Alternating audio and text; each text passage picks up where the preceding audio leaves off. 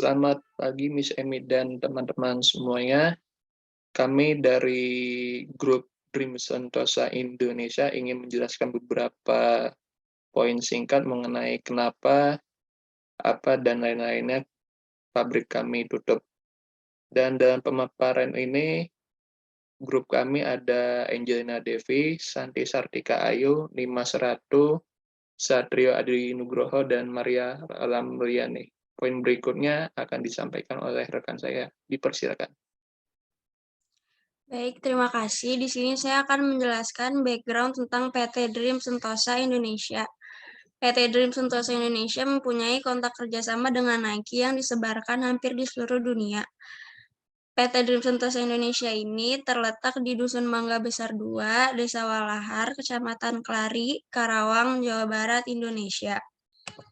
Pabrik ini mulai beroperasi pada tahun 2001. Para pekerja mengeluh bahwa kondisi pabriknya sangat buruk. Misalnya, ada laporan intimidasi dan penganiayaan fisik oleh manajer, dan pada tahun 2010, seorang pekerja melahirkan di pabrik karena dia harus bekerja sampai batas waktu yang ditentukan.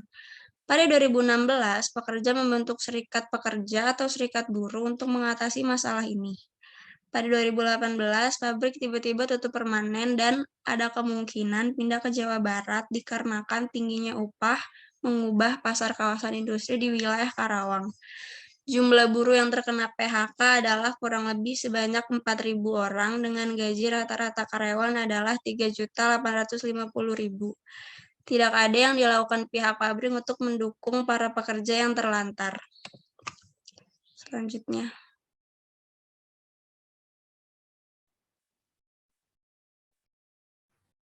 Baiklah, selanjutnya pasar internasional. Kondisi pasar garmen internasional saat ini mengalami penurunan yang cukup terbilang besar, yaitu sebanyak 40%.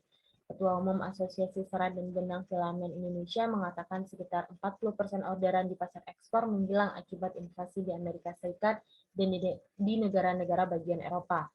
Bulan lalu penurunan produk garmen turun sebanyak 15% dari angka normal, dan bertambah banyak dikarenakan ada hambatan pada jalur transportasi di negara Taiwan. Menteri Perindustrian mematok harga TPT Nasional Indonesia tahun ini sebanyak 13 miliar US dollar hingga 14 miliar US dollar. Namun TPT hanya mematok harga di kisaran 11,5 miliar US dollar. Hal ini dikarenakan tahun ini dinilai sebagai tahun yang berat karena permasalahan yang ada pada permintaan yang kembali mengalami penurunan. Selanjutnya perjanjian dagang internasional. Indonesia melakukan perjanjian dagang bebas dengan 23 negara-negara di dunia. Saya akan menyebutkan dua, salah satunya yaitu IACPA, yaitu Indonesia Australia Economic Conference Economic Partnership Agreement, yang berfokus kepada aspek tarif dan non-tarif, dan memberikan keuntungan bagi pelaku usaha melalui semua tarif Indonesia yang masuk ke market Australia menikmati tarif 0%. Yang kedua ada Indonesian Korean CEPA, yang dimana dari segi politis, implementasi ini bisa memperkuat hubungan bilateral. Dari segi hukum, keuntungan dari IKCEPA akan memberikan kepastian hukum dan keseragaman aturan perdagangan dari kedua negara. Dari segi ekonomi, diyakini bahwa kerjasama perdagangan bebas ini akan meningkatkan perekonomian nasional dan memperluas lapangan pekerjaan. Selanjutnya akan dijelaskan oleh teman saya. Oke, jadi di sini bagian berikutnya itu negara tujuan ekspor pakaian jadi Indonesia. Sebelumnya negara tujuan ekspor Indonesia sendiri ada 20 negara, yang dimana di dalamnya ini ada produk tekstil yang diekspor mencakup garmen, kain jadi, dan juga benang dengan tujuan ekspor ke beberapa negara, yaitu 20 negara, seperti Swedia, Thailand, Malaysia, Brasil, Bangladesh, Portugal, Polandia, Republik Dominika, Mesir, Meksiko, Jepang, Argentina, Yordania, Persatuan Emirat Arab, Korea Selatan, Turki, Spanyol, India, Amerika, dan Qatar. Nah, dari tabel yang saya tampilkan di sini, ini tabel statistik yang dimana ada pembahasan PHK yang telah kita bahas tadi tentang PT Dream Sentosa. Dari penutupan pabrik ini ada penampakan data statistik ekspor dari beberapa tahun belakangan yang kami input di sini. Bisa kita lihat. Dari hal ini, yang pertama terdata di sini Amerika Serikat, yang dimana masih menjadi pasar utama pakaian jadi Indonesia. Dalam data Badan Pusat Statistik mencatat nilai ekspor kain jadi dari nasional ke Amerika Serikat sepanjang 2018 yang dimana mencapai 3,78 miliar US dollar atau 52,87 triliun. Lalu tumbuh 9,3% dari tahun sebelumnya. Kemudian berikut nilai tersebut setara dengan 51% total ekspor pakaian jadi Indonesia sendiri senilainya dengan 7,33 miliar US dollar. Kemudian yang berikutnya negara tujuan ekspor terbesar kedua itu Jepang, yang dimana nilainya itu 740,9 juta US dollar, dan yang ketiga Jerman dengan nilai 372,47 juta US dollar, dan yang lainnya bisa kita lihat sendiri. Nah, berikutnya kami juga melihat adanya Badan Pusat Statistik dari BPS yang melaporkan nilai ekspor industri pakaian Indonesia yaitu mencapai 7,64 miliar US dollar sepanjang dari bulan Januari-November 2021, Januari sampai November 2021. Angka tersebut terus tumbuh 19,59% dibanding periode yang sama di tahun sebelumnya.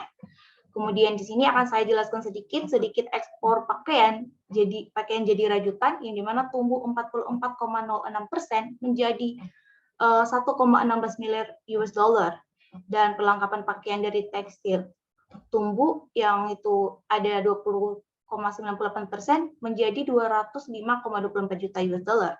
Demikian pula dengan nilai ekspor kosaki rajutan dan sejenis tumbuhan lainnya, yang dimana mencapai 110,75 juta US dollar dengan sejenis tumbuhnya itu 12,91% dari sepanjang Januari sampai November tahun lalu. Nah, berikutnya bisa ke slide berikutnya.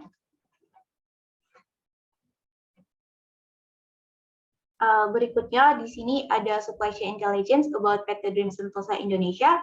Di sini yang kami tampilkan ini adalah tabel ini di mana ada riwayat yang dikatakan bahwa PT Dream Sentosa Indonesia itu di riwayat yang ini tuh pada kurun waktu transaksi dari tahun 2017 sampai 2018. Dan seperti kita tahu bahwa PT Dream Sentosa Indonesia telah hengkang, dan ini adalah salah satu data histori dari transaksinya sebelum hengkangnya. Seperti yang bisa kita lihat. Oke, berikutnya bisa dilanjutkan oleh teman saya.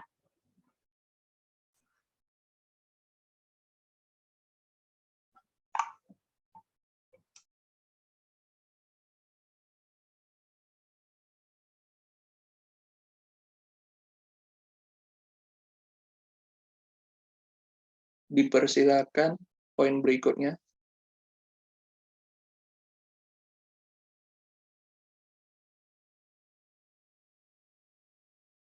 Poin berikutnya dipersilakan. Siapa yang menjelaskan?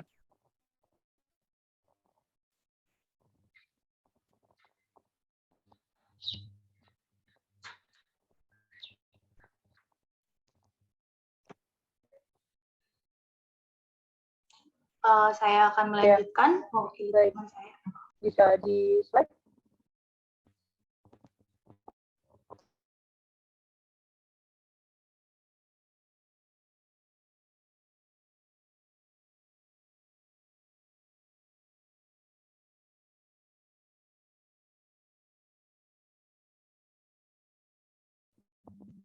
Ya, mohon maaf sebelumnya sinyal saya hilang.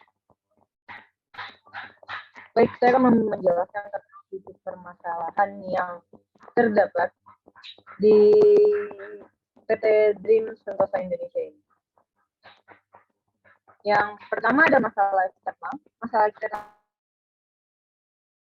pertama yakni pesatnya kebutuhan tanpa batas menyebabkan kebijakan ini melahirkan arsitektur industri TPT yang rentan terhadap goncangan eksternal. Produksi tekstil dan industri tekstil yang bisa kita sebut dengan TPT di Indonesia pada akhirnya memiliki kepekaan yang tinggi terhadap bahan baku impor, terutama industri yang berorientasi pada pasar di dalam. Untuk industri saat, biaya bahan baku mencapai 56% dari biaya produksi. Sedangkan untuk industri pemukaian mencapai 60% dari garmen, dan industri garmen mencapai 58%. Kemudian masalah eksternal yang kedua, adanya kehadiran industri tekstil besar yang akan mengurangi pasokan bahan baku industri kecil dan menengah. Jadi jika ini dibiarkan, industri kecil dan menengah akan tumbuh untuk melayani segmen pasar lokal di bawah tekanan harga bahan baku. Dalam kurun waktu tertentu akan terjadi apa yang disebut dengan decouple ekonomi. Namun industri besar terpaksa mengambil porsi ekspor untuk mengurangi tekanan biaya bahan baku. Pekerja tekstil besar dibayar murah untuk melayani kebutuhan kelas menengah negara lain.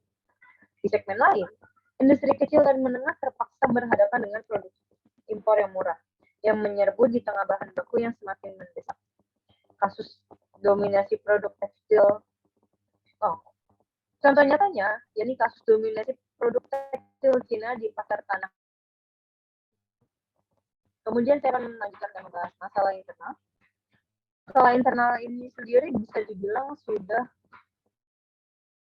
bisa disebut menjadi masalah publik di daerah Karawang pada saat itu karena adanya kenaikan upah minimum Kabupaten Karawang pada UMK atau bisa disebut dengan UMK pada tahun 2017 yang naik dengan jumlah 3,6 juta rupiah. Efek dari kenaikan UMK ini terdapat beberapa perusahaan pabrik mereka di Karawang dan melakukan relokasi, dan ada juga sejumlah perusahaan lainnya melakukan pemutusan pekerja atau PHK terhadap ribuan buruh. Selanjutnya akan dijelaskan oleh saya. Oke. Poin berikutnya itu ada analisa permasalahan yang mana dalam kasus ini pada tahun 2017 PT ini melakukan pemutusan PHK kepada karyawannya yang sangat banyak 4.000 yang dengan pesangon sebesar satu kali dari peraturan Menteri Tenaga Kerja, namun sebanyak 38 buruh menolak hal tersebut. Dan dari permasalahan yang terdapat di Dream Sentosa ini dapat ditarik sebuah konsep yang mana konsep tersebut dinamakan Theory of Right Justification for Labor Law, yang mana di dalam konsep tersebut sangat berkaitan dari kasus ini yang dapat diartikan konsep ini merupakan sebuah konsep yang menjelaskan tentang hak, keseimbangan, keadilan manusia. Poin berikutnya akan disampaikan oleh teman saya. Dipersilakan.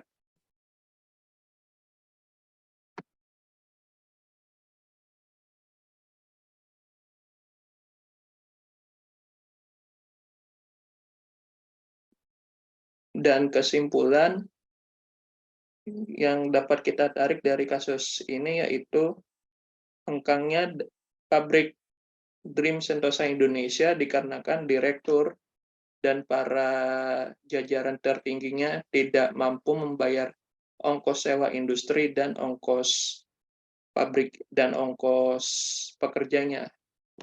Dan juga untuk rekomendasi kebijakan ini terdapat di dalam Undang-Undang Nomor 3 Tahun 2003 yang mana dalam undang-undang tersebut dijelaskan semua hak pekerja harus disamakan. Apabila ada PHK maka harus tetap dibayar. Itu saja presentasi dari grup kami. Selamat pagi dan terima kasih.